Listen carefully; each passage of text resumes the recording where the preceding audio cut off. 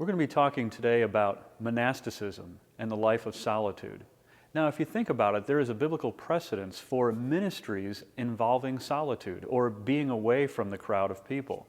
Sure, there are a lot of ministries that take place in the big cities and some ministries that take place out in more rural settings. But there are actually groups of people who intentionally remove themselves from the crowd of people when they're doing ministry.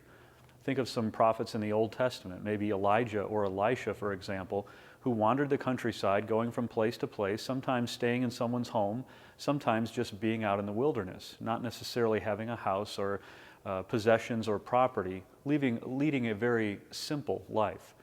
Think about Jesus and the disciples, for example. They didn't have, as Jesus said one time to a rich man, Jesus, the Son of Man, has no place to lay his head. In other words, I don't have a headquarters or a house or a big fancy church building that I operate out of. Instead, I'm just kind of roaming the countryside with my disciples, going from place to place as the Holy Spirit leads. And certainly there were times during Jesus' ministry when he wanted to get away from the multitudes. He loved spending time with the multitudes. He loved to do the healing and the prophesying and the teaching and the praying. He loved to do all those kind of things. He loved to embrace children and fellowship with people. But there were times, especially after witnessing and teaching these different big groups of people, that he just wanted to get away and be with the Father. So Jesus himself had a life of solitude now and then, and also he had somewhat of a nomadic lifestyle or ministry where he went from place to place, but wasn't really headquartered, didn't have a headquarters in Jerusalem or in Bethlehem or Nazareth or any place like that. There were places he would normally go visit, but he always seemed to be on the move. Another example would be John the Baptist. John the Baptist wore just basically animal skin, and so sort of a jacket of fur, so to speak, and he ate wild locusts and honey. And so this is a guy who wasn't necessarily tacked down to a particular place either. We see biblical precedents of people who moved around, who lived a life of simplicity, and certainly in the early years of Christianity, this was a very valuable thing, morally and just as far as the way you live your life. You want to make sure not to tie yourself down with possessions. Living a simple life was considered a good thing. Now, especially when the church is being persecuted, oftentimes these people would escape persecution by going some other place than where they lived, somewhere outside of a city, and maybe forming communities that were outside of where people were looking for Christians to persecute them. Really, there's a difference between two terms that you'll read about this week, and I want to make sure you understand the difference. One term is asceticism, and the other is monasticism. When it comes to asceticism, we're simply talking about leading a self-disciplined life, a simple life, one that's not tied down to physical pleasure or wealth, riches, things of that nature, a life of ease, but rather you're living a physically, monetarily difficult life, suffering for the Lord. Sometimes asceticism was a reaction to not being persecuted. As Christians seem to want to be persecuted, to take part in the sufferings of Christ, if they couldn't be persecuted by the Roman government, they might actually persecute themselves in some sense and live a very austere life. Now, when it comes to asceticism, oftentimes it was either abstaining from something temporarily or permanently. To abstain from something temporarily would be food, for example. Christians would fast on a regular basis a few days a week, and they would try to do it on the days when their Jewish counterparts were not fasting so that they wouldn't be confused with the Jews by other people out there in society. Secondly, sometimes they would abstain from things for a longer period of time. So for instance, there was some group of Christians who wouldn't eat moist food. They wanted to eat dry food that was tasteless, and in a sense they weren't indulging in physical pleasures. Now, why did people live an ascetic life? I mean, why did people want to live that particular way where they gave up things that weren't necessarily sinful? Well, they believed that they were suffering with Christ when they did that. They believed they wouldn't necessarily weigh themselves down with the pleasures of the world. And sometimes it's even led to somewhat of a legalistic approach to Christianity. I can't do this, I can't do that. Oh, you're a good person because you're fasting and you're not eating on that certain day, so we should all fast on that certain day. And it's kind of like an upper tier of Christians when it came to their holiness. Asceticism is the idea that you're living a self-disciplined, austere life, not giving in to physical pleasure. These things that they were abstaining from weren't necessarily sinful. Food is not sinful. Physical pleasure is not sinful. being married is not necessarily sinful. As a matter of fact, I have a wonderful marriage. I love being married. I wouldn't give up my wife for the world.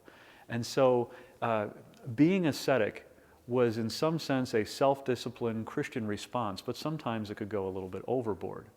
Monasticism, sometimes people who were going to be monks or live separately, they would practice ascetic lifestyles, but not always necessarily so.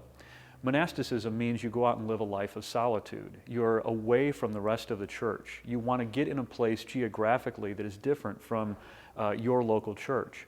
One of the first monks that began to get acclaim, or who was well known in the early church, was a guy by the name of Anthony. Anthony, just picture where Egypt is today at the northeast corner of Africa.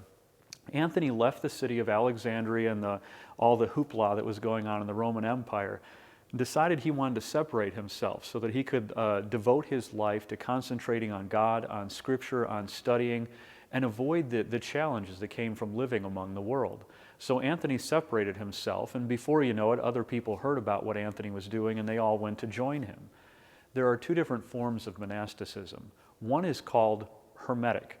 Hermetic means you're living like a hermit. You're basically by yourself, you're avoiding contact with the world and living a very solitary life.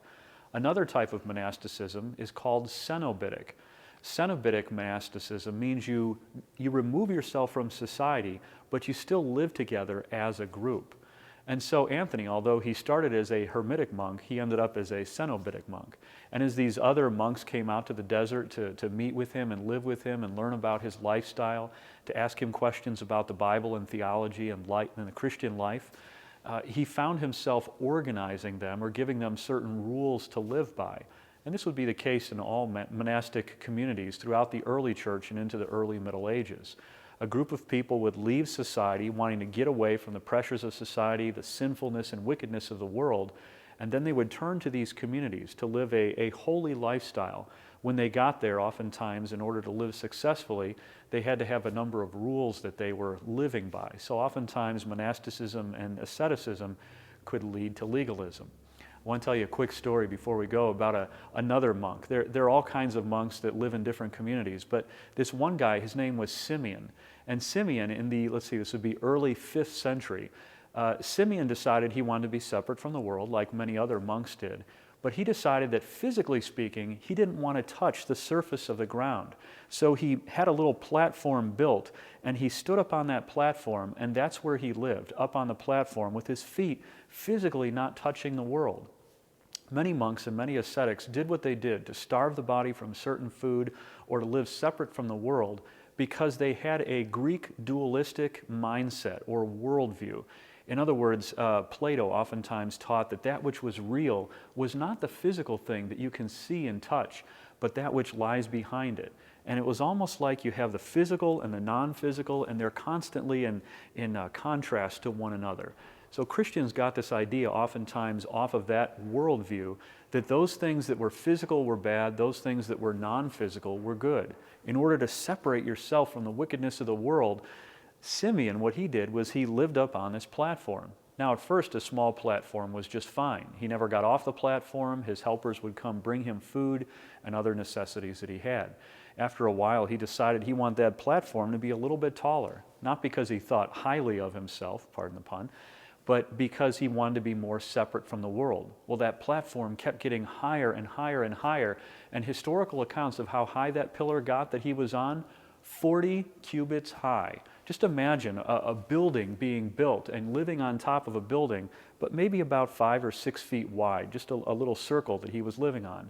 Don't ask me how he went to the bathroom, but I know that they brought, with a system of ropes and pulleys, they brought food up to him back and forth. Now, people would go out to the desert to get advice from people like Anthony. So during the controversies that were taking place with the Arians, oftentimes his opinion was sought, and he was really respected and looked up to because he lived out in the desert in this life of solitude. Same thing with Simeon. A whole community of people revolved around where he was and his teaching. They began to be called the Stylites, or the pillar monks.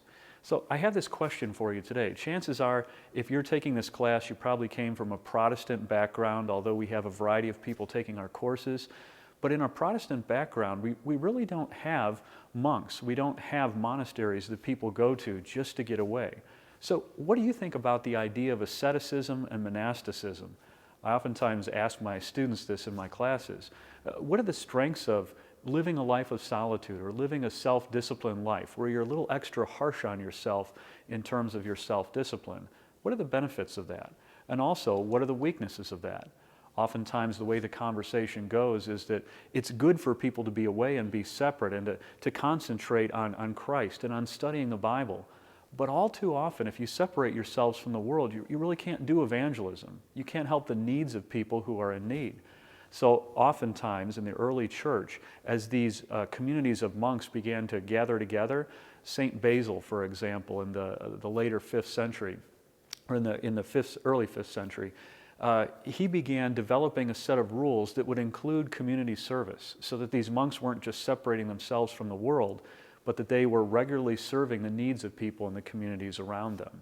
So you have that going on. There are strengths and weaknesses to both asceticism and monasticism. But I also ask you today, when would it be appropriate for you, for your pastors, for other Christians in your church, just to get away and have a retreat? How often should you do that? Should your whole community move away? Should we as Christians be seeking ministries of solitude? Or are those just temporary things where we get away, refresh a little bit, and then get back to ministry in the cities and in the locales of our churches? Those are things that we can think about today when it comes to monasticism and asceticism. God bless you all. We'll see you again next week.